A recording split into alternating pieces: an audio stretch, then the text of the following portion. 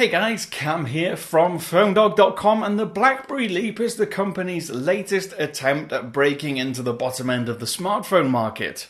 And unlike all the other new BlackBerries on the market, it doesn't have a physical keyboard.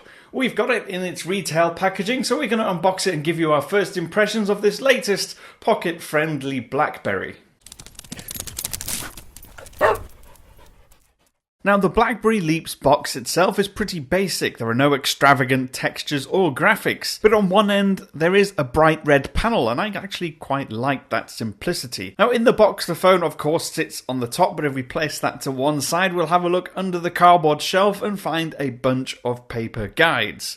All in different languages, of course. There's also a very basic, no-frills set of cheap plastic earphones.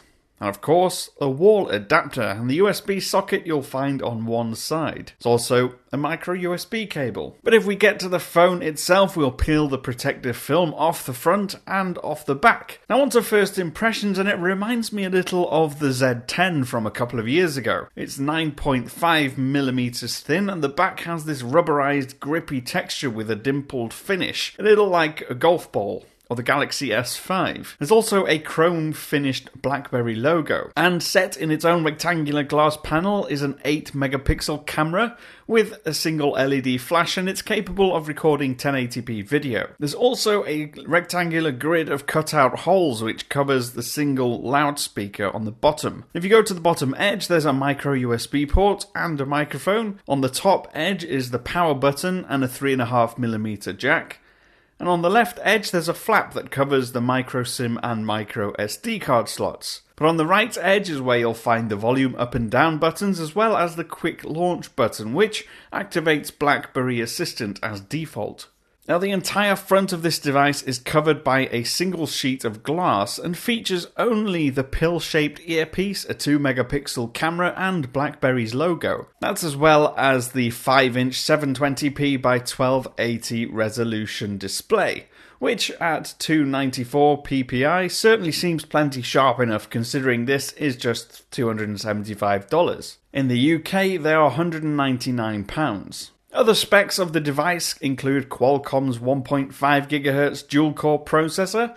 It also has 2GB of RAM and 16GB of storage, which you can expand all the way up to 128GB using the microSD card. As for software, it's running the latest BlackBerry 10.3.1. There's also a 2800 mAh non-removable battery, and the unlocked version supports LTE bands 1, 2, 4, 5, 7, 13, and 17, so it's good to go on AT&T or T-Mobile in the States. So first impressions are generally quite good. Quick looks through the operating system give a smooth experience, but I'm going to need more time with this device to get my full thoughts. I'll have a review at some point later on this month. I've been Cam, I'm at PhoneDog_Cam on Twitter. You can follow me on there. Retweet my tweets, talk to me, or just use the comments section down below, and I'll get involved as and when I've got time. I will see you again soon.